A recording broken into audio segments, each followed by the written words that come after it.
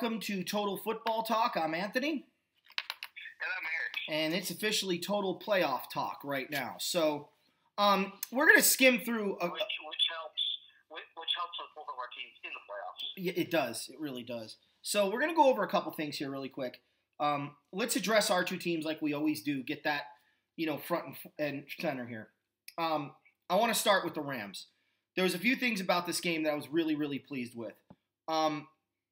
The Rams came out playing defense and offense exactly the way they need to going into the postseason. They scored a lot of points. They shut the 49ers down consistently. Corey Littleton, in my opinion, had a huge day. 2 picks, 1 return for a touchdown, 6 tackles. He was flying all over the field.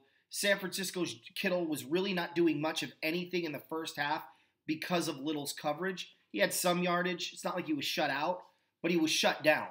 And the score reflected that. Now, about midway through the third quarter, the Rams started putting in backups on defense and started playing guys off the field on offense. And by the fourth quarter, when the 49ers scored all their points, or most of their points, the Rams weren't even on the field. So what you got exposed to was the lack of depth that the Rams truly do have, barring injuries. Now, one thing of concern, Whitworth went down in the third quarter with a little bit of a knee injury. I think the week will be fine for him. It was just a tweak. He's going to have to be right, especially if they play the team. I think they're going to end up playing in the divisional round. He's going to need to make sure that he's as close to 100% as he can. The 3 takeaways that I have from this game, and I know Eric's going to disagree, and I know the Ramley's going to be like, you're such a homer. Look, when the year started, what did I say the Rams' record was going to be? What did I say it was going to be, Eric? Do you remember? 14-2 or 13-3. Exactly. 14-2 or 13-3, depending on if they had that head-scratcher loss somewhere on the schedule. Well, they did. That head-scratcher loss was Philadelphia. So, they won some games I didn't expect them to win. They lost some games I didn't expect them to lose. They won some games I didn't expect them to win, like I said before. But by and large, this is exactly the team that I thought we were going to have. Now, I don't necessarily look at our defense and go, I don't really like where our defense is playing overall, ranking-wise. But like the Colts, the year they beat the Bears in the Super Bowl, I like the way the Rams defense has been playing the last 6 weeks. I really do. 1 screw-up, Philadelphia. That's it. Other than that, since Akeem Talib came back, the Rams have been playing, in my opinion, top 15, top 12 defense. With that offense, that's all you need to do to win a Super Bowl. So the Colts proved that. It doesn't matter what your rank is going into the postseason. It matters how you're playing going into the postseason. And the Rams are playing really good defense. Now, you can sit there and say, it's the Cardinals and the Niners, bro. Fine, I don't care. It's an emotional game, and they're going in with some momentum. Now they've got that 2 seed. They're home where they feel pretty good. I told you what I did about the Bear game and why I wasn't picking them to win that game. And this game is no different. I'm looking at this game, and I'm going, okay, the Rams are home, so a lot of those elements that would favor Philadelphia or Chicago or Seattle or Dallas don't transfer over to the LA Coliseum. Now, we'll see. I feel, as a Ram fan, you should too, really good about where we're at. 2 things that I want to mention before I turn over to Eric, who's going to rip the Rams to shreds. I know he is, because he's becoming a diehard homer. But that's okay. We forgive you. Number 1, the Rams' best record in franchise history as the LA Rams is 13-3. They just accomplished it this year. Todd Gurley's getting right. The Rams receivers get an extra week to kind of rest. Todd Gurley, from what I understand, not Todd Gurley, but Jared Goff is going to be working some with McVay on getting that timing back because that seems to be off. Supposedly they're working on their communication this week. So it's not a full off week for the Rams. It's just a very non-contact mental week that the Rams are going to take the approach to, which I think they desperately need to do, because what's getting them in trouble a lot is that communication between him and the players and him and the quarterback. Defensively, the Rams got a lot of work to do. There's no question about it, because they are not one of the elite defenses ranking-wise going into the postseason. But I will tell you, I would put the Rams defense right now over New Orleans, over over Philadelphia, and I would put the Rams defense right now over, that would be it. So I think over Seattle. I'm sorry. I'd put the Rams defense over Seattle right now. The Bears, the Eagles, and the Cowboys are three defenses that I don't think the Rams are playing better than in the last 6 weeks. However, I don't care about ranking. Just look at how the Rams have been playing the last 6 weeks. And I'm including the Bear game because that was a hell of a game that the Rams defense showed up and played. They are starting to play up to their potential. It's not elite yet. We'll see what happens come postseason. Eric, go ahead. You know, when the NFL decided to put Week 17 as a division game, yeah, everybody kind of moaned and groaned or whatever. But actually, I think it's actually what's really good for football because you have some of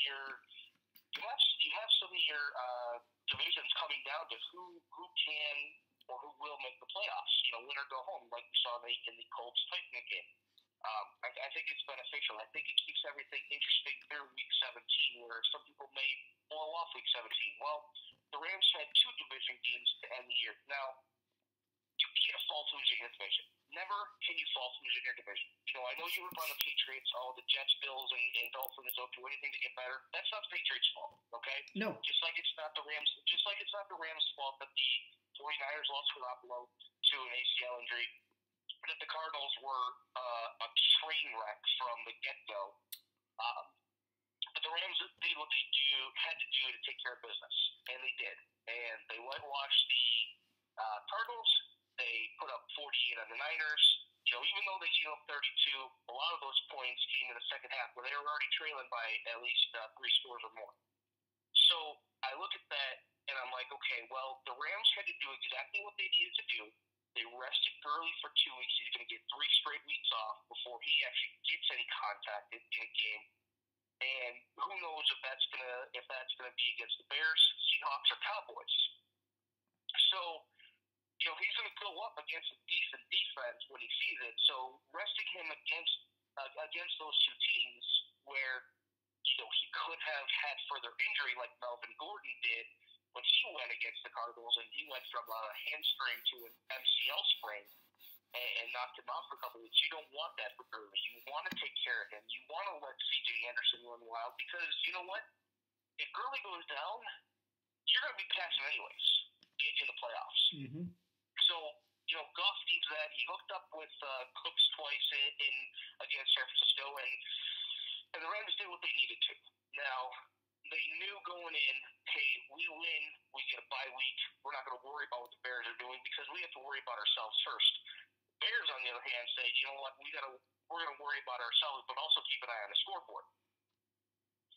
So, the Rams were rewarded with a bye week, something that they didn't get last year. So the Rams are taking steps in the right direction. Now they just got to make sure they don't put up a dud in the playoffs when they face whoever their opponent is, the following week.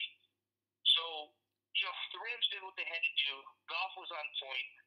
The defense came through, and when you set a lot of your starters and put in your second string, that's when the Niners started putting up some points. Yep.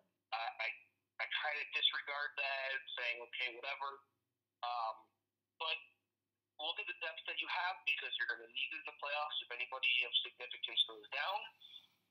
I know Whitworth got injured. How's he doing? Is there any update on him?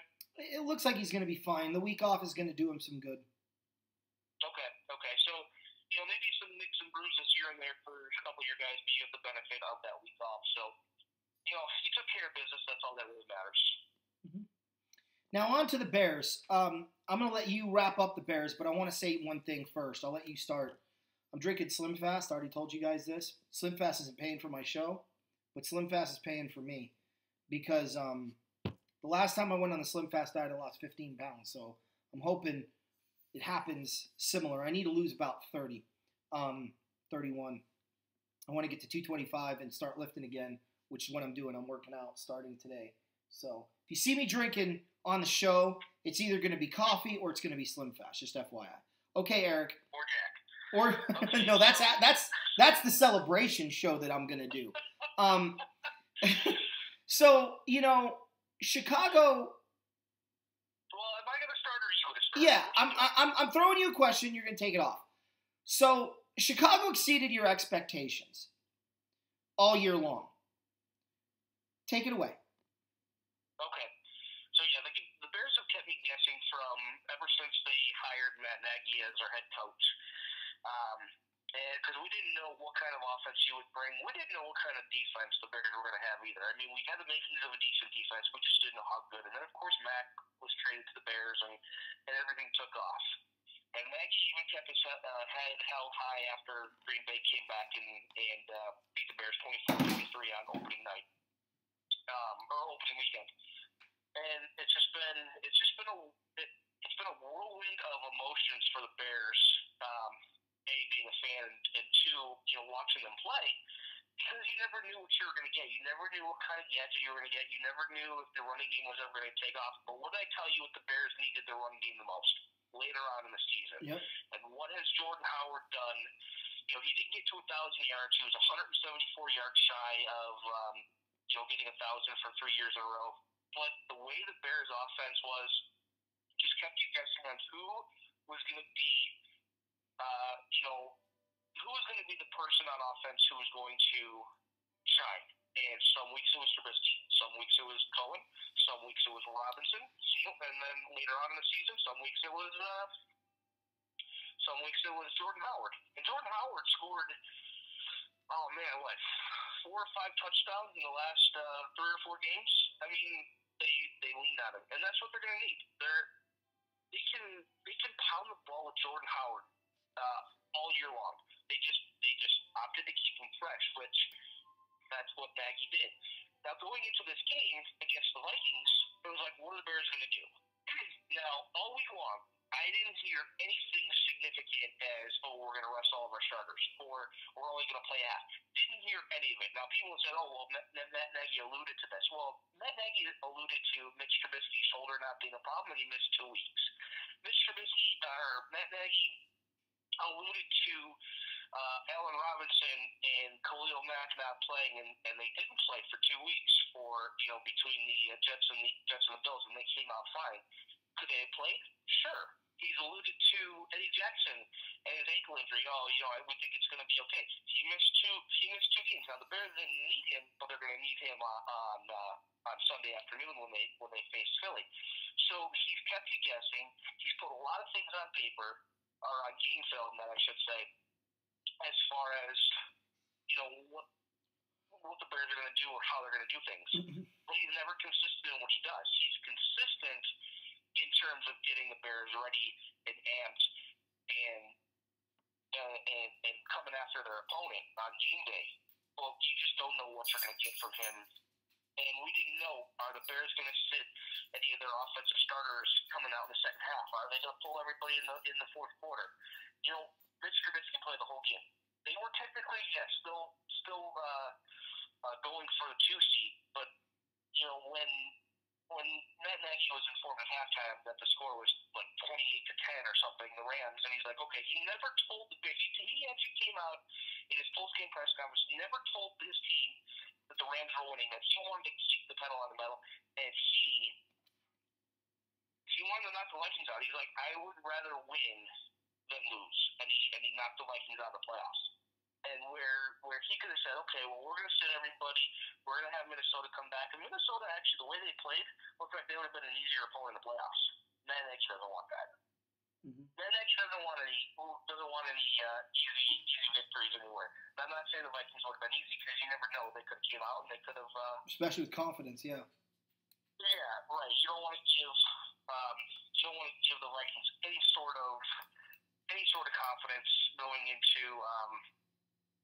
the game for the playoffs. Because once you do that for a team, I mean, all hell could break loose. I'll tell you that much. Well, look at the Bears. They've been at the center of this on 2 different occasions. In 1994, the Vikings could beat the Bears and eliminate them from the postseason, or rest their backups, let the Bears win, essentially, not let the Bears win, but if the Bears won, then they would have to play in Minnesota anyway the next week. So what did the Vikings do? They rested their starters. Chicago beat them. I don't think it was a particularly a blowout. I think it was a pretty close game despite the backups coming in. The Vikings felt pretty confident. Chicago then stays in Minnesota and blows the doors off of them in the playoff game with Steve Walsh and end up going to San Francisco. In 2010, you had an opportunity to knock out the Packers. You didn't. They come to your building in the championship game, and they blow the doors off of you. 21-14, not really blowing the doors off of you, but you get the point. And they go to the Super Bowl, and you don't. The Bears have been at the center of this controversy a few times. That game wasn't close as indicative as a final score. Yeah. So, for me, Eric, the Bears were fascinating this year. I told you they would either be 10-6 or 8-8, depending on if Trubisky could win those 1 or 2 games. It would come down to his arm, and he won those games this year. There was actually 3 of them. I was worried when they lost to New England because that was one of the games it looked like he was going to have to win single-handedly. Prior to that prediction, we didn't know about Khalil Mack coming to Chicago, and we didn't really know what body of work Nagy was going to bring in. So the Bears have exceeded a lot of people's expectations, mine included. They're a good football team. Now they have to prepare for something they've not been exposed to very much. And we'll get to that when we do the playoff show. But it was an impressive win by the Bears. They did keep their foot on the throats of the Vikings, and they didn't waste time. They didn't wait to see if it was going to come back and backfire. They just took care of business, which is what I think you're supposed to do. And the Bears, I want to wrap up with the Bears on this. I get so irritated when people go, oh, you got to rest your starters the final week of the season. What if they get injured? What the hell? What if they get injured week 16? What if they get injured week 15? What does it matter? To quote Herm Edwards, you play to win the game. I really hope the Rams learned a lesson last year, resting their starters in the wild card. If you guys are worried about losing a guy in the final week of the regular season, then that guy shouldn't play in week 1. He shouldn't play in week 2. He shouldn't play in week 3. He shouldn't play in week 4. He shouldn't play in week 5. You get the point. Okay, as long as you go 100% and they go 100%, you're fine. Especially when you're a better team. Last year, the Rams starters take the field. They blow the doors off of San Francisco. Instead, they rested everybody and they got their rear ends kicked. I'm so irritated with that. That goes to show you that McVay learned from year 1 to year 2, okay, from what he did. And he took guys out, after he had a comfortable lead. But, injuries happen almost any time. If you watched any of the Bears game, Anthony Miller took a handoff, okay? And his shoulder popped out while he was running. He didn't get hit. He didn't fall violently to the ground. His shoulder popped out when he was running the football, while he was in motion, okay? So you could get off the bus. Tell me that guy's not on steroids. You're done. Tell me that guy's not on steroids. They all are. Look, it's the reality. It's the reality of the sport. It's not an aggressive sport anymore, but it is a steroid-induced heavy usage sport. And that's why it happens in wrestling, right? Dave Bautista was running with his wife and pulled his tricep. Let me say that again so you understand the stupidity of what just came out of my mouth. He tore his tricep running. Okay? That's how you know they're on steroids. You lose ligaments due to running and non-contact unless you're juking or jumping on carpet. Really doesn't add up. So it always kills me. Well, what if they get injured? Why are you not worried about that literally the week before? When the Rams won the division at Tennessee. No one rested starters going, oh, what if they get injured? Why? Okay, so Gurley blows his knee out at Tennessee. Nobody's going to be pissed off? So why are you pissed off if he blows his knee out against San Francisco in week 16 or 17 against the Niners? What's the difference?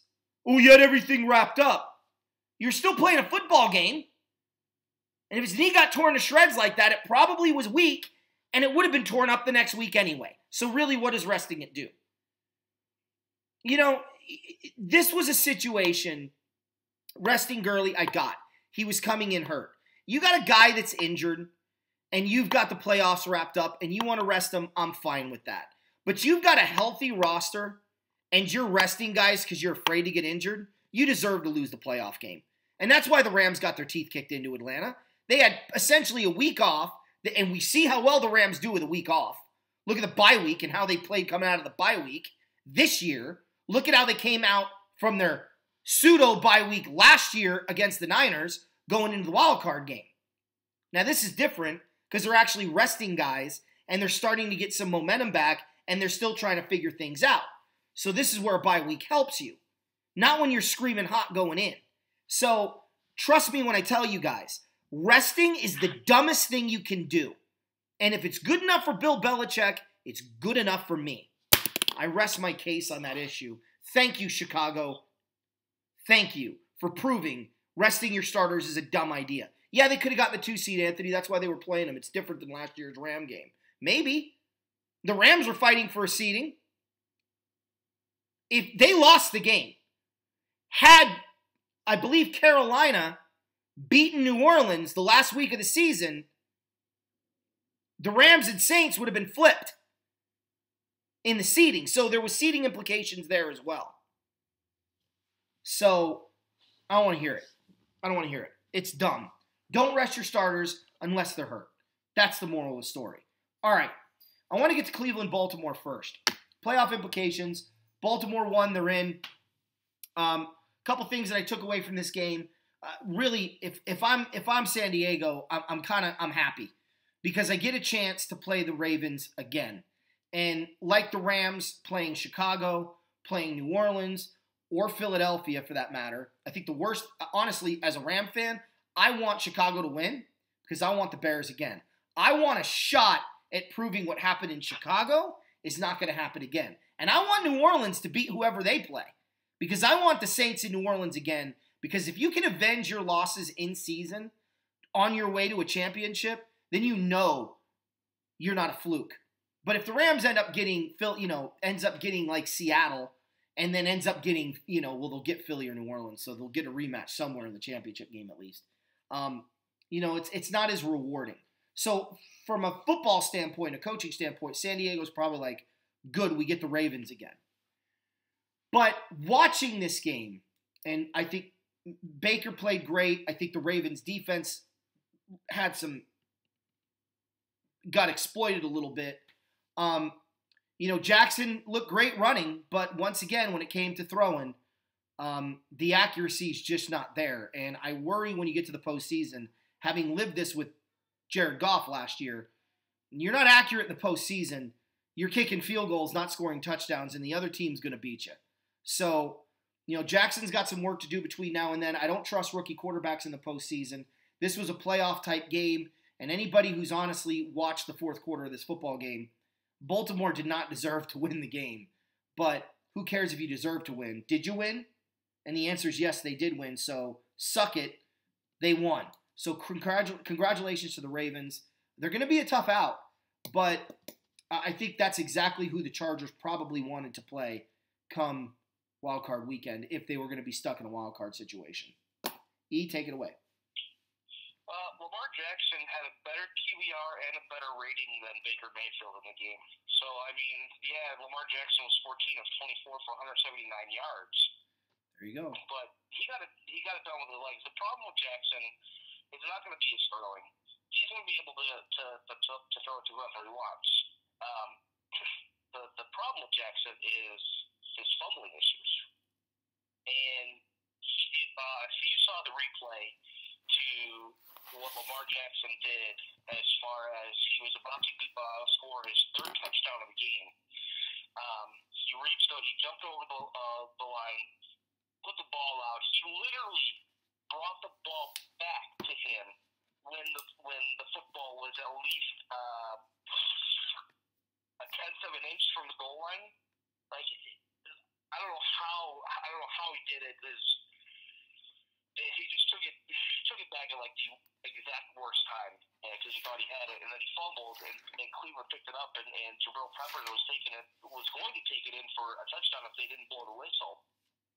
But the refs blew the whistle after Cleveland had picked it up. And then what could have been a 93-yard touchdown pass by Baker Mayfield to Jarvis Landry, went off of Landry's face mask, and watch out for Cleveland. But Baltimore's lucky they got away with this, and Mosley made a great play to pick off Nick Mayfield at the end there. I'm not worried about Baltimore per se. I'm just worried about my preseason Super Bowl pick, the Chargers, going into Baltimore and getting beat. That's what I'm worried about. I just think it's a bad matchup for the Chargers overall. Mm-hmm. And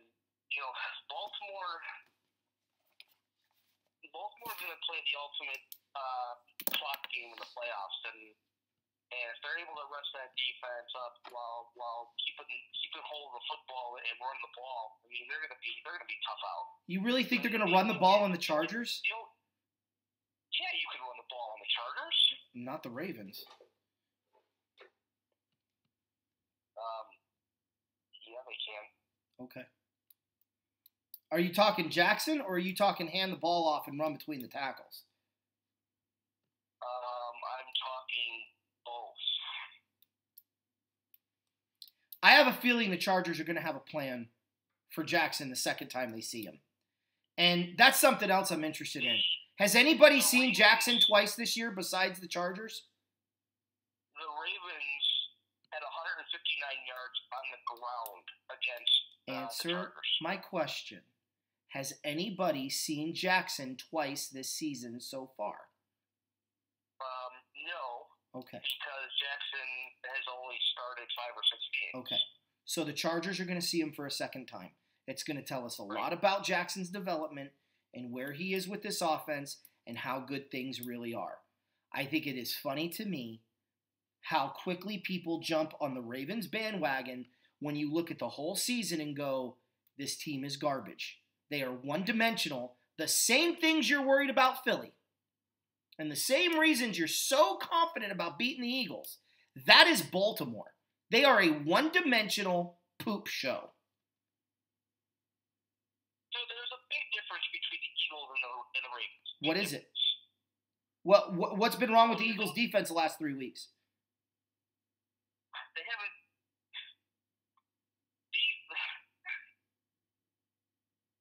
All right, so the difference between the Eagles and Ravens. The Ravens run the ball. The Eagles pass the ball. Right. The Eagles have no run game, and the Ravens have no pass game. You put both defenses on the field, and Eagles are going to get lit up every day. Okay, well, I'm not worried about that. I'm worried about the Chargers, who have a really good defense, having a second shot at a guy who's not accurate. Yeah, and I know they're going to be on the road, and some people that live and breathe Chargers and then forever say that that's fine, that they play better on their own, and it's true, they do. They play a heck of a lot better outside the state of California, and this is why it's going to be a very fascinating game to watch. Mm-hmm. However, I just think it's a bad matchup for the Chargers. Well, we'll get to that. So the Ravens win. Great interception at the end. The defense played great. Miami, Buffalo, not a lot to say here. Go ahead. I'm just going to say this. Adam Gase, gone. Tannehill, probably also gone. Miami's blowing things up, as they should. Bad loss, but great game by Josh Allen. Take it away. Buffalo just needs some playmakers on the offensive side of the ball and build around Allen, and they're going to be a force in a couple of years. Miami looks disinterested, but Gase was fired. That's pretty much the reason why. Buffalo ended on a huge high note, and I want to send a shout out to Kyle Williams, retiring after a 13-year career in Buffalo, and he went out with a catch on offense, and everybody went wild. And a lot of Buffalo fans are going to miss him. And he was good for the NFL. And I know this is more about him than the game, but I was glad to see Buffalo send him out inside. Yeah, that was fun. Last year, Week 17, he scored a touchdown. So against Miami. All right, Philly at Washington. There's not a lot to say here. The Redskins, have they fired Gruden yet? Nope. They better. He is the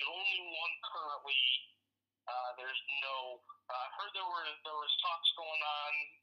Nobody really heard anything. There's been nothing coming out of Washington as far as if Gruden is staying or not. Well, time will tell on that. He should go. Philadelphia blew the doors off of him in Washington. The Redskins forgot to show up. I don't think they realized they were playing on Sunday. I think they may have thought they were playing on Saturday. Philly was desperate, played shutdown defense, blew out a bad football team. They did what they had to do to win the game. Kudos to Philly, another W, and they got into the playoffs with a victory and a Viking loss. 3 straight wins for Philly. They have averaged around 28 points a game in the last 3 games, and they've played the Rams, the Texans, and the Redskins. And, of course, the least amount of points they put up was against the Redskins. Nate Sudfeld actually came in and threw a touchdown pass. The Skulls went out with bruised ribs in the game, and now he faces a team with an actual defense. So, Philly, I didn't think Philly was going to get in because I thought the Vikings were actually going to beat the Bears. I'm glad I'm wrong. 30 years ago yesterday, December 31st, 1988, 30 years, Fog Bowl. So Bears and Eagles are going to play again, really close to that anniversary. So that should be an interesting. Hopefully, it doesn't end like it did in 2005. Yeah. Because that would really tick me off and make me grumbly all winter. But I'm telling you, man, Nick Foles with another victory, 4-1 this year, 4-1 or 5-1 this year, and I know Philly came out and said Carson Wentz is our guy, but if there's not rumblings behind the scenes, and I know they're saying everything right now, but if there's not rumblings behind the scenes, he's got a $20 million option after this season, whether or not they want to pick that up and actually Foles can pay back $2 million to be an unrestricted free agent, and Philly can always franchise a tender if they want to, but. Man, it's going to be interesting what happens in Philly because if Foles goes on a run here in this playoffs, man, you got to really think about it. So who knows what's going to happen after Philly eventually gets eliminated, whenever that is. But they got a huge controversy when they say they don't. But, I know. They've taken care of business. They've done what they've had to do to get back into the playoffs, and I mean, credit Philly, credit their offense, credit their defense, because they're playing well right now. Speaking of a team that's playing really well, Indianapolis goes into Tennessee. I told you the Colts are going to make the playoffs this year. I told you they shut down Barkley. They shut down Ezekiel Elliott. Tennessee wasn't going to be an issue for them to shut it down. Big win for the Colts. I'm actually so excited to watch this wild card game against Houston. Indy, in my opinion, they are the team in the AFC no one wants to play because they're playing complete football right now, and they're doing it in really quiet fashion. So credit to them. Big win, 10-6 year. Frank Reich, man, that dude is just known for comebacks, right? He has this epic comeback, as the Bills quarterback, comes back against the Rams in '89 in a game that broke my heart. And now he has a comeback season where the Colts were pretty much given up for dead, and then all of a sudden they're in the playoffs. Indianapolis started the year 1-5, and is the third team ever to make the playoffs after going 1-5. The 1970 Bengals and the 2015 Kansas City Chiefs actually pulled off 10 straight wins to go from 1-5 to 11-5, and the Colts are now in the playoffs. They're the third team to ever do that. All AFC teams. I figured this was going to happen, that Indy was going to go to the playoffs and win this game because, A, Marcus Mariota was not playing. I think the score would have been closer if Mariota was playing. There's no way that anybody could think that Blaine Gabbert was going to lead them to a victory. Luck played well. They had their run game going, and man, is Darius Leonard a beast on the defensive side of the ball. It's gonna be fun watching how far Indy can go. I think they're a year too early. I've been saying that. I think that they're just gonna get better next year, and they might have a key free agent signing that possibly put them over the top. And we'll get to those later on after playoffs or whatever. But they're a dangerous team. They've won 9 of their last 10. The Bears have won 9 of their last 10. The Eagles have won their last 3. I mean, there's a few hot teams going into the playoffs, and it's going to be a fun playoff wild card weekend with those 3 teams that I just mentioned: Bears, Colts, and Eagles, all playing. And we do get the Bears and Eagles in one game by themselves, but the Colts and Texans, I mean, that should be fun. But yeah, Tennessee, I think they got a lot more questions than answers on where they need to be, and if Mariota is that quarterback of the future for them. Yeah. All right. Well, listen. I'm gonna see if I can continue this all the way through. But speaking of fun, I'm gonna try to do that for every game, just to annoy everyone and to make Eric hopefully laugh if I can pull it off. Now you know I'm doing it, so you're gonna try to do something to throw me off. But speaking of fun, how fun was it watching the Packers get absolutely spanked by the Lions and swept right out of their own building? Yeah, first time since 1970 the Lions have done that. Matt Prater had more touchdown passes than any Green Bay quarterback in the game. That's how funny that is. I really don't know what else to say. I mean, Green Bay getting smoked at home by the Lions tells me everything I need to know about Green Bay's season when they all wanted to blame Mike McCarthy. They're 2-2 without McCarthy. Okay? Since he got fired. 500 football. McCarthy, guys. It's not him. It is Rodgers. Yep. He's a LeBron James of the NFL. And I know Devontae Adams didn't play. Listen, you got blanked at home. Okay? It's rare when somebody goes into Green Bay and blanks you. Okay? And of all teams, Detroit. And I know you called it too in the game. You didn't call Lions win, but you did call like the Lions being hungry for this game and wanted to sweep the Packers at in a season. And you put that on the alert out there, so I got to give you that credit. But man, wow, wow, Green Bay is looking for a head coach, and I know that they've interviewed Caldwell and Pagano when they were reaching out for a few other people, also Josh McDaniels. So go ahead and make that marriage last. Go ahead, I want to see that. Speaking of looking for head coaches, is the Jaguars going to be looking for a head coach after this year? They got destroyed. No, the Jaguars are going to be looking for a new running back, though. Yeah. You told that story. Look, not a lot to say here. The Texans did what they had to do against the Jaguars. They could have put this game on in the morning. I don't think anyone would have watched that one either. They didn't watch it in the afternoon. They certainly weren't going to watch it in the evening. But Houston gets a big win. They lock up the 3 seed. Correct. So they go ahead and they've got the Colts, and time to go to work. Not a lot to say here, guys. The Jags were my Super Bowl pick, and in the beginning of the year, and I changed it to Pittsburgh because that was smart. So I'm the kiss of death. If I pick you to win the Super Bowl, combined were as bad as my Giants Super Bowl pick. Yeah, exactly.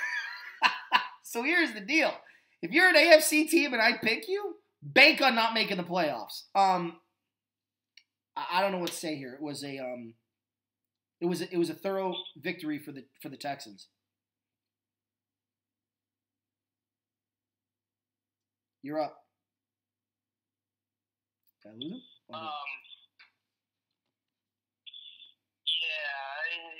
Houston took care of business. They need to get their defense right, and of course, Bortles' last pass kicked off. That just goes against everything for everything that's been wrong with Jacksonville this year, and I don't know what else there is to say.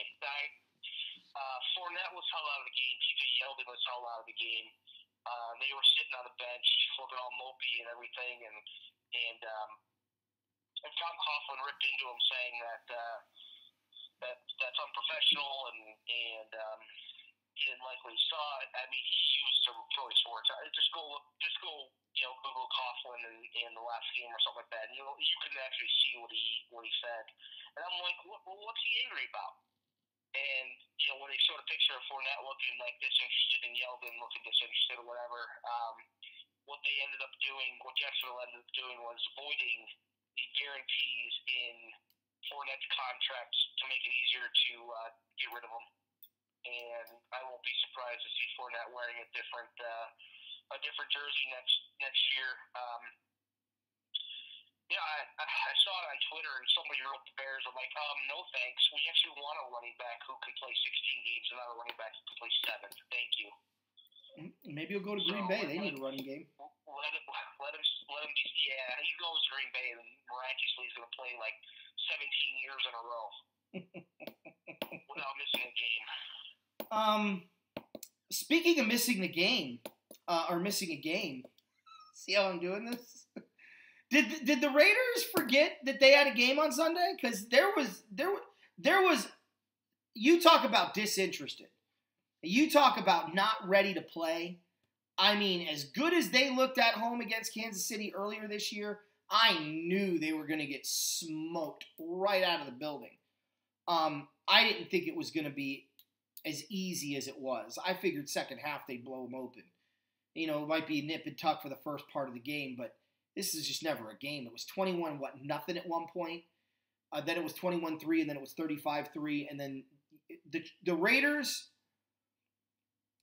They're a head-scratching football team this year, to be sure. But this is a bad loss for that organization because you don't get blown out against your rival when you have an opportunity to spoil a little bit of their season. I don't know. Maybe they were just outmanned, but they look like garbage. Well, I'm going to start with Kansas City first. And congratulations on the MVP, Patrick Mahomes. 5,000 yards, 50-plus touchdown passes. I don't care who else you can make a case for it. I mean, you could make a case for Donald if you broke Stringham's record. But Mahomes pretty much is walking away with that MVP. And, 67-yard touchdown pass to Tyreek Hill, an 89-yard touchdown pass to Robinson. It was 21-3 at halftime. The game was over after the first quarter. The game was over before the Raiders even stepped on the field. On the other side of the ball, the Raiders, I still hear they need a pass rusher. Yes, they do. Yes, they do. We talked about that one. Jets, Patriots. I'm not going to comment on this. The Jets played Little Sisters of the Poor. The typewriting institute of the deaf, blind, and dumb. Everyone knew the Jets weren't going to play. They weren't going to show up. They don't have a formula to beat New England. The Rams played the last 2 weeks. What's that? I said kind of like how the Rams played the last 2 weeks. Right. And here's what I'll say. Here's what I'll say about it is that the last 2 weeks for the Rams, it's been nice because it hasn't been the case in the NFC West for years. For New England, it hasn't been any other way since 2003. Look, Todd Bowles gets fired. I don't think this is his fault. Learn how to beat the Patriots. But for New England, you get a lot of confidence here with really 2 good wins against, much like the Rams, right? Except they got to play the wild card round, or they have a first round bye, just like the Rams do. This, I'm worried about New England now in the playoffs because there's a lot to be said when you get momentum going in and you rest when you're dinged up, and they clearly are dinged up. Rob Gronkowski, if this is his last year, he's looking at it like, I got 3 games to get me another ring. And they know how to win playoff games at home. So part of my frustration with the Patriots in these last 2 weeks is the same reason I'm optimistic about the Rams the last 2 weeks. You cannot understate beating your division opponents and beating them soundly and getting yourself on a roll going into postseason play.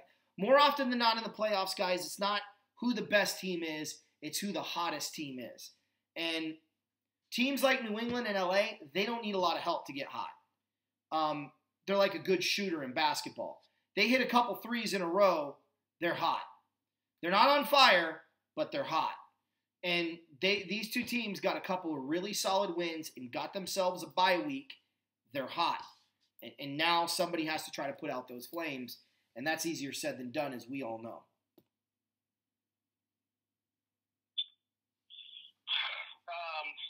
Yeah, I wish the Jets would have actually tried in this game. You're right that Bowles isn't the reason why that he got fired. He's a good coach, probably better as a defensive coordinator than anything. But I mean, there's another instance where, you know, the final score was 38-3, and Tom Brady played the whole game. Now, we all know Bill Belichick is like that. He rarely takes Brady out. Brady rarely ever comes out. But there's one where he could have been 21-3, and you could have actually taken out your starters and taken Brady out, put in Brian Hoyer. And, you know, Houston couldn't win games when they needed to get that bye week, which would have been very beneficial for them. Because if Houston wins against Philly and New England, and they're one game better than New England, then it's the Colts going to New England for the second time this year and with the playoff game. But man, how the AFC just does not want to put the Patriots away, and you're right, it is concerning because Rex Burkhead is starting to come back. He's playing well. James White got a touchdown pass. They didn't have Sony Michel. And I'm telling you this, that, man, you don't know which running back it's going to be for the Patriots on any given day. And whoever their opponent is in the playoffs is going to prepare for all three. And there may be just one who goes off, or they may throw to Gronk 25 times in the game. Who knows? Freaking Patriots dynasty won't die, man. No. Speaking of a team that won't die in the eyes and the hearts and the minds of the media, the Saints. I remember when the Rams lost to the 49ers 34-17 or 34-13. All of a sudden, they were garbage, and the Rams aren't going to do nothing in the postseason.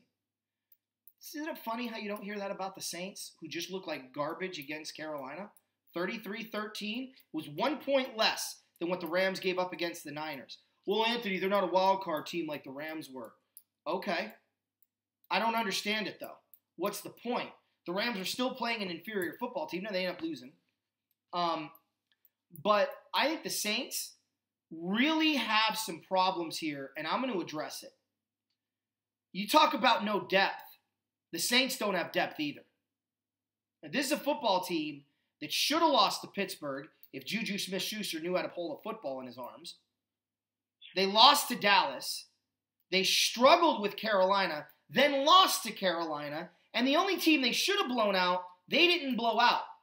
Guys, the Saints are limping home. Okay, they're not marching anywhere. And if Philly beats Chicago, I have no doubt the Eagles are going to beat the Saints. None. Zero.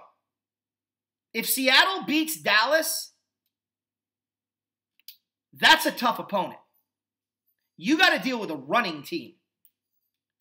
And you're supposedly this great run-stopping team, but you struggled offensively, and the Seahawks have been playing pretty good defense. They've shut down some pretty quality opponents. I'm going to pick the Saints over Seattle, but it's going to be a tough game. But I'm not picking New Orleans over Dallas, and I'm not picking New Orleans over Philly. So, the Saints, I told you we know everything we need to know the last 5 weeks of the season. 4 of their 5 games are going to tell us what kind of team this really is. And you know what kind of team it is? It's a team that's very similar to the Rams. There's holes, you can exploit them, and they're very beatable. But like the Rams, if they shore it up and they play the way they're capable of, they're damn near impossible to beat. But what I find hilarious is no one will say that about the Saints. But the Rams, mark my words, they won't be picked to win their playoff game. I don't care if it's Dallas or Chicago.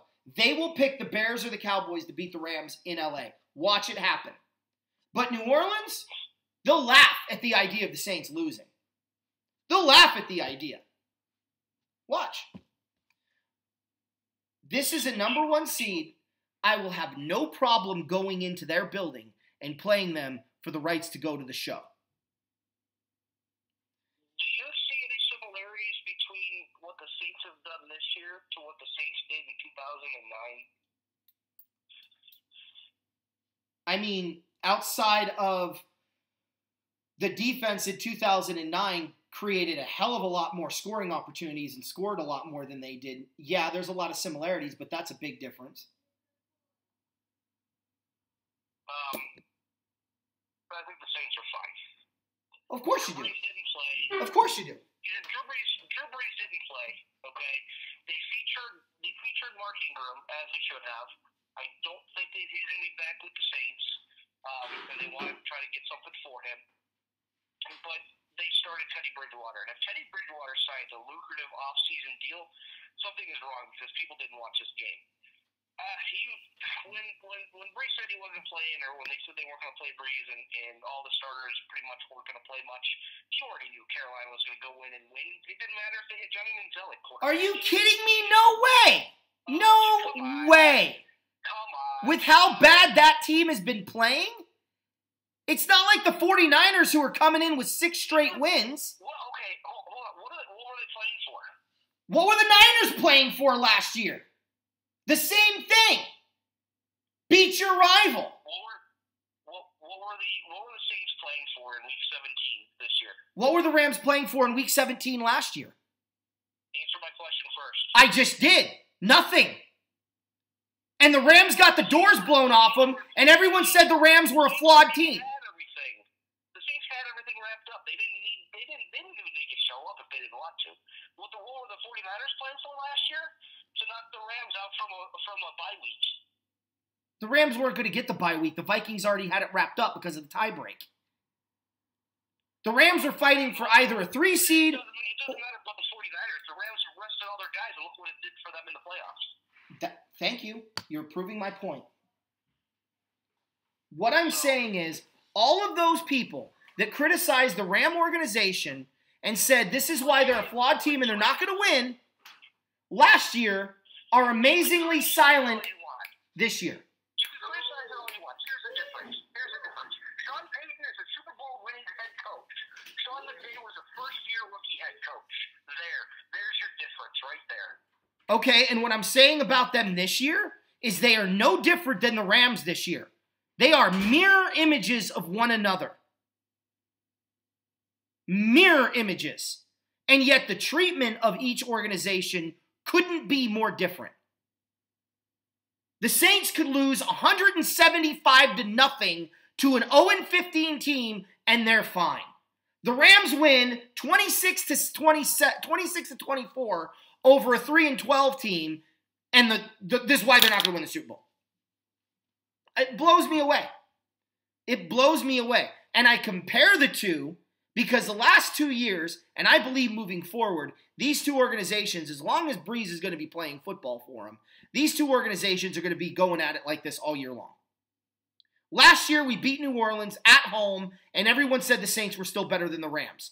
This year, we lose at New Orleans in the regular season, and everybody says the Saints are better, and no one questions it.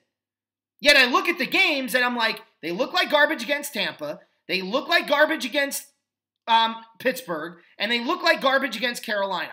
3 weeks in a row, they've looked like crap. The Rams beat the Lions and looked like crap, lost to the Bears in a freaking freezing cold weather game against an elite defense and still made it close. Then they get beat by Philadelphia at home 30-23, and everyone says the Rams organization's in the toilet. 40 degrees is not freezing. It's colder than the average football game, and it's at night coming off the... You live in Illinois. Don't give me that crap. 40 is source weather. Shut up. Look, you see what I'm saying, though?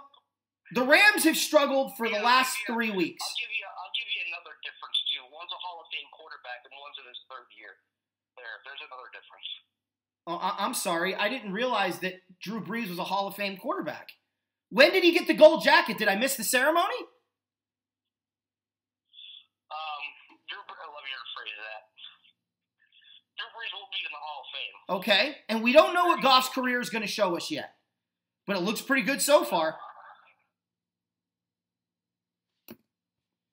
And you know what? Drew Brees has as many MVPs as Jared Goff does.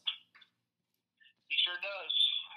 Look, I'm not saying the Saints are a bad team. What would Drew Brees rather have, Super Bowls or MVPs? I don't disagree with you there, but he has a Super Bowl, not plural.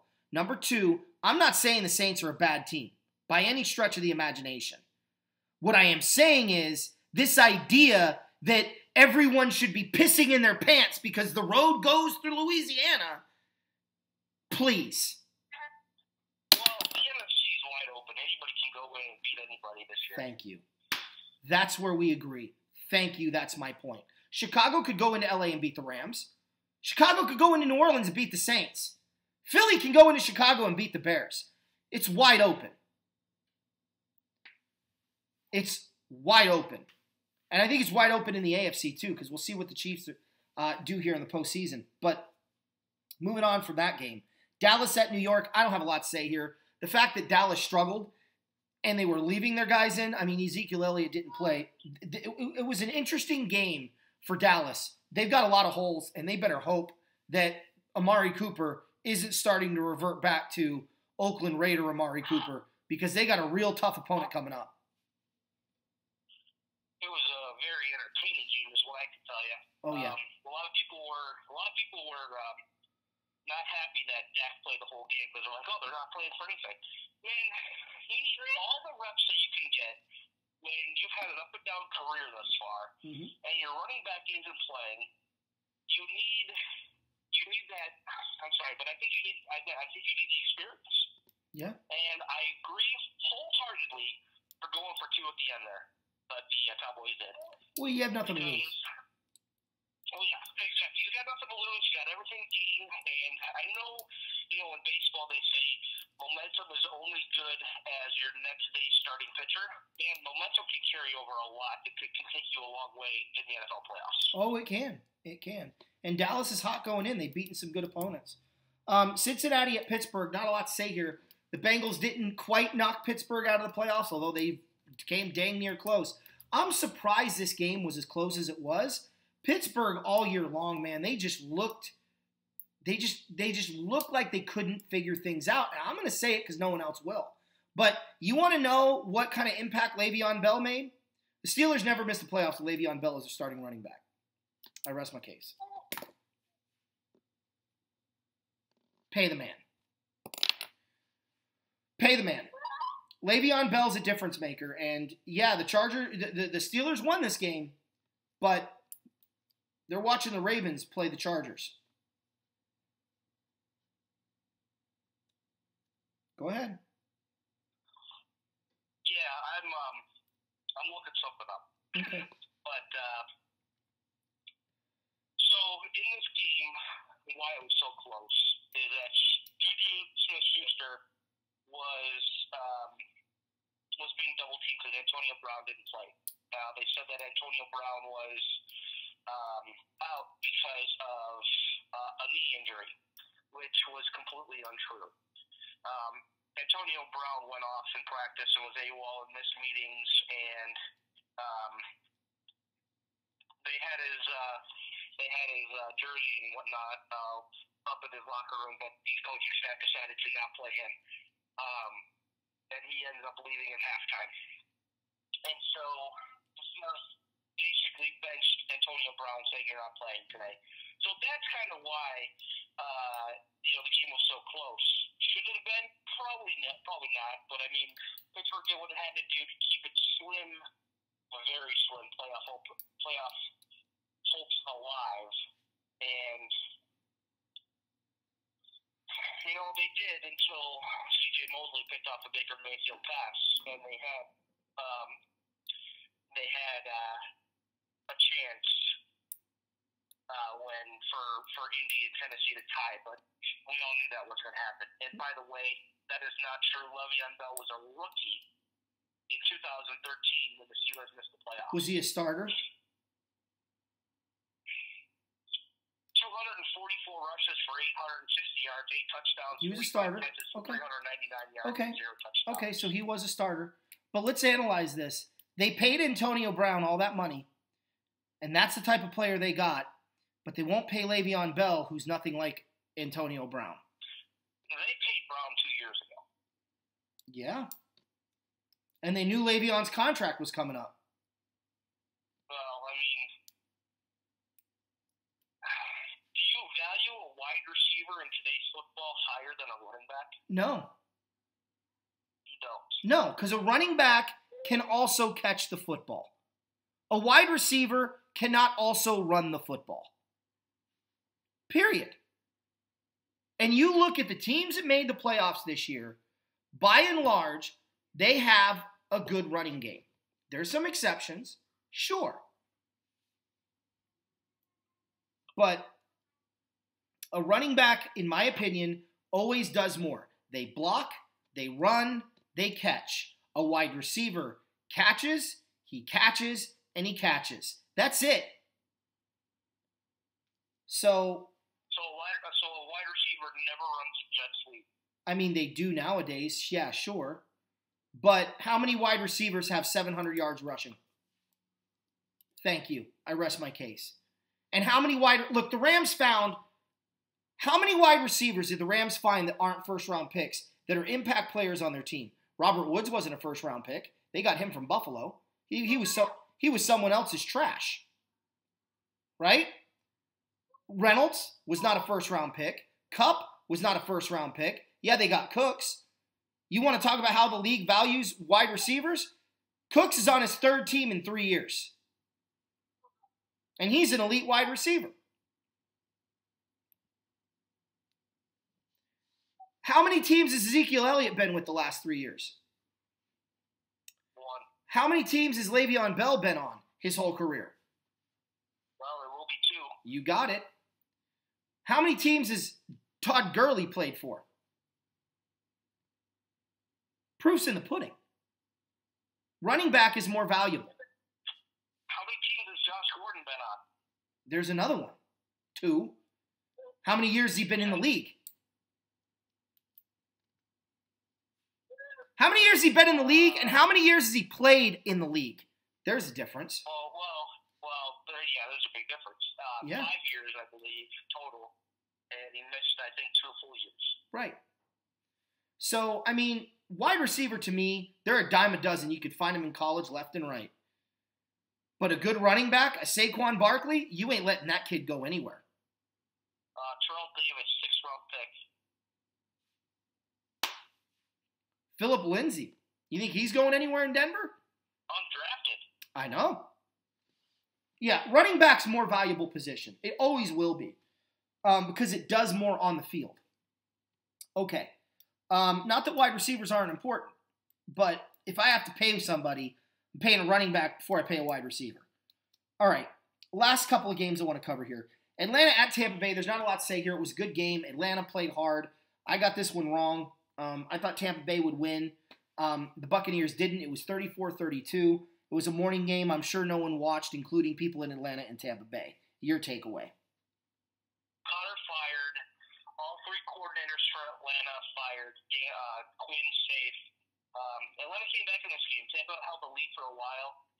Credit Matt Ryan. Calvin really got to 10 touchdowns in a rookie season. He's only going to get better. I'm curious where Tampa goes from here. I've also heard Dirk Cutter may be interviewing for the Atlanta offensive coordinator position. Recycled dog crap. Here we go.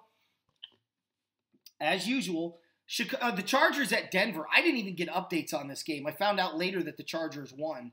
I was like, is this game close? What's going on? I mean, I could have gone to it on DirecTV, but I was too entrapped in the Rams and Bears. But the Chargers win. They lock up the 3 seed. They're going to Baltimore. Not a lot to say here. Lindsey didn't play, I believe. No, Lindsey's out. Royce Freeman played. He had 60 yards of rushing. Wow. I don't know what to say about Denver. I mean, 11-21 Vance Joseph was in 2 years, okay? And head coaching is not the problem in Denver. I'll tell you exactly what the problem is. Ready? One word, or two words, one name, and his name is John Elway. Mm-hmm. Get out of the way and let your guys play and stop getting involved. You're becoming too much like Jerry Jones. No kidding, right? And Denver is going to be searching for another head coach.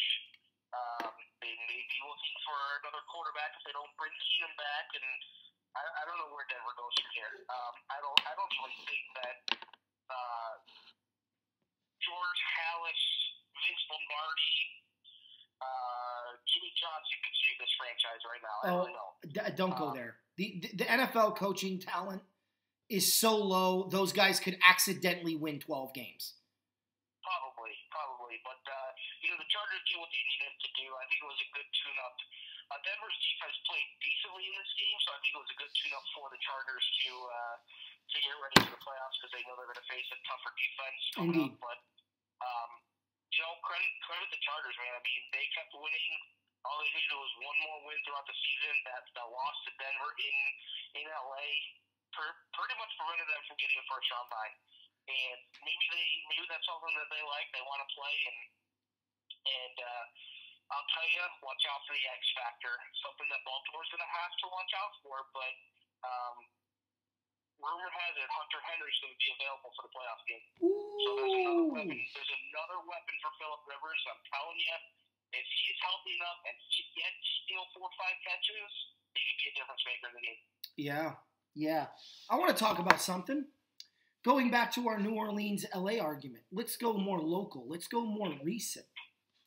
You know what I'm not hearing from the nitwits on the network? I'm not hearing that the Seahawks are in trouble.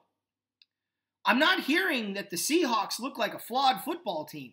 I mean, after all, Arizona went into Seattle and damn near won the football game, didn't they? With the worst coach in NFL history, and they almost beat the Seahawks in Seattle. The Rams blew the doors off of them. Is there a column for almost? Well, here's the thing. When the Rams blow somebody out, well, yeah, apparently there is. When the Rams almost lost to Detroit and played a bad football game, but still won 30-16, that was they're terrible. Goff is garbage. The Seahawks can barely beat the team that ends up with the number 1 overall pick in the NFL draft. They're now on the clock, by the way, without their head coach, because they did fire the worst coach in NFL history. And everything's cool, because it's Seattle. Seahawks are fine. They're wonderful. They're going to be okay. They're going to win the Super Bowl. The Rams beat them 31-9. It's the Cardinals. What are you supposed to think is going to happen? It's the Cardinals. You want the Cardinals. Well, we beat the Cardinals in Arizona, 31-9. Arizona came to Seattle, damn near won the game. Hold on a second. The Bears only beat the Cardinals by 2. That was in the season. And we're talking end of the year. We got a perfect comparison here. Week 16, Week 17. Rams at Arizona, Arizona at Seattle. I don't hear nothing. I hear crickets. If the Rams had beaten the 49ers the same way at home that Seattle just beat Arizona, what do you think the talk would be like this week? I don't know why you're so concerned with Seattle so much. I cannot stand the go-to 6. I cannot stand the hypocrisy that people, both fans, but especially those in broadcasting, love to make and act like they're not. I just want a little bit of consistency. Why am I so concerned? I'm not concerned about Seattle. They're a garbage football team. But you know what I'm really pissed off about? Is they'll talk about the Seahawks all postseason long. You know who they won't talk about? The number 2 seed in the NFC. They'll talk about the Bears. They'll talk about the Eagles. They'll talk about the Cowboys. And they should. They'll talk about Seattle. They'll talk about New Orleans. And then they'll move on to the AFC. And when they do talk about the Rams, do you want to be over-talked about?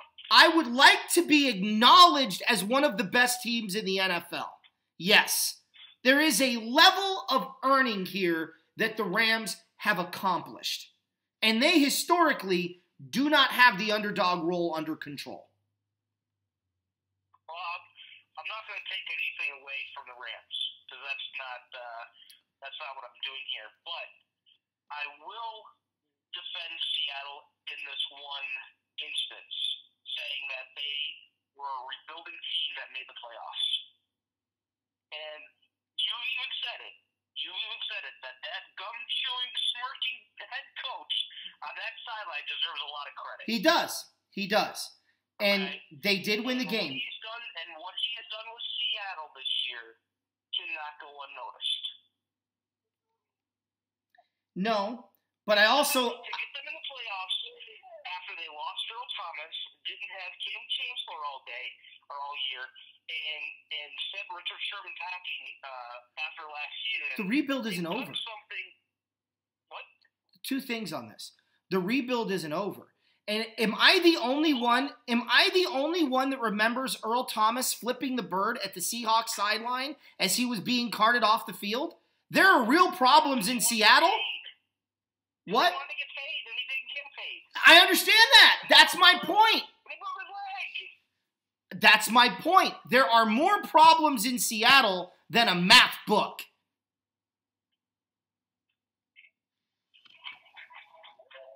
Okay, there are more problems in Seattle. The reason why you're not hearing much about Seattle for whatnot is because they're not expected to win. Except when you watch their games. If I see one more guy, okay. Did you not pick Seattle to beat the Chiefs? I did. Okay, and so did I. Because we all see what the Chiefs are. The Chiefs are an Andy Reid bad gaffe away from being out of the playoffs. Yeah. But I also know what Seattle is. The Seahawks exploited it. You know why? You know why the Chargers beat the Chiefs? Because the Chargers actually went for a first down instead of a touchdown because the Chiefs defensive coordinator Bob Sutton decided to have his two deep safeties at the goal line at the 35-yard line where the line of scrimmage was, because that made sense on a 4th and 12. Look, I will tell you, though, if Seattle was in Kansas City, I would have picked the Chiefs. Oh, I would have too. Yeah. I would have too. All right. And the other reason why you're not hearing too much about it, especially with the game coming up, is because Seattle already beat the Cowboys once. They beat the Cowboys, but Earl Thomas had 2 picks, 3 tackles, and a forced fumble. Yeah, and Dallas was playing crap football at that time. Right. And Seattle took advantage. Right. Not going to be the case this go round. All right. I'm Anthony. Oh, whatever. You know what? You're probably still going to get on that. You're probably still going to get on that bandwagon and be like, I'm picking the Seahawks. We'll find out. Wilkes, your boy, fired after 1 year. Nobody is safe now. You know, you start firing guys after 1 year, 2 years. Eric, I'm going to defend this one. I'm going to defend this one. Okay.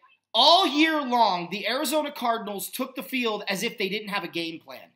This was the worst coach I've ever seen in NFL history. The only thing the Cardinals did wrong in firing Wilkes is they didn't fire the GM that hired him to boot. Yeah, they need to can Kai. They do. I mean, if you're gonna keep Kai around, nobody's gonna want to be your head coach. Listen, they didn't even fire Leftwich, their offensive coordinator, who, you know, after McCoy got let go in the season, they let go of Leftwich. It ain't Leftwich's problem. It's your head coach and GM. Yeah. Nobody gets this. No. I'm sorry, but the Bidwell's got to be one of the worst owners in sports. Oh, there's no question. There's no question. They don't know if they're farting or pooping at this point. All right, I'm Anthony. I'm Eric. Go Rams. Well, you're on a bye week, so don't worry about your Rams. Go Bears. Horns up.